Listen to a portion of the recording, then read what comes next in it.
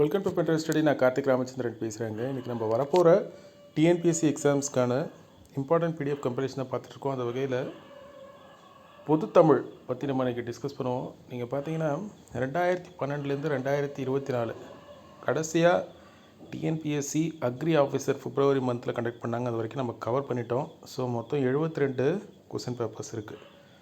சரிங்களா? இதை நம்ம ரெண்டாக பிரிச்சிருக்கோம். ஒன்று தமிழ் எலிஜிபிலிட்டி கொஸ்டின்ஸு, இன்னொன்று Tamil eligibility come scoring test, அதாவது குரூப் 4 அதெல்லாம் இருக்குல்ல, அந்த இது சரிங்களா? இப்போ இந்த தமிழ் எலிஜிபிலிட்டி பேப்பரும் நான் குரூப் 4க்கு பார்க்கணுமானா கண்டிப்பாக பார்க்கணும். ஏன்னா ஆல்மோஸ்ட் பகுதி ஆள் இருக்க இலக்கணத்தில் இருக்கிற ஒரு 90% தான் தமிழ் எலிஜிபிலிட்டி பேப்பராக இருக்குது. சரிங்களா?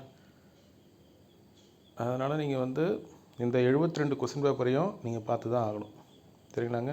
School book where to study use பண்ணி நீங்கள் டாப்பிக்காலும் படிக்கலாம், இல்லை புக் வைஸும் படிக்கலாம். எப்படின்னாலும் ஸ்கூல் புக்கை படித்து முடிச்சிருங்க. ரொம்ப கடினமாக இருக்குன்னா டாபிக் வைஸே போங்க. அப்படி இல்லைன்னா 6 to 10th வரைக்குமாவது முழுக்க தமிழ் புத்தகத்தை படிச்சுட்டு 11th 12th மட்டும் எது சிலபஸில் இருக்குதோ அதை மட்டும் பாருங்கள். நான் சொல்கிறது புரியுதா? 6 to 12th கம்ப்ளீட் அட்டை. ஆனால் 11th and 12th மட்டும் சிலபஸில் இருக்கிறத மட்டும் பார்த்தீங்கனாலே போதும்.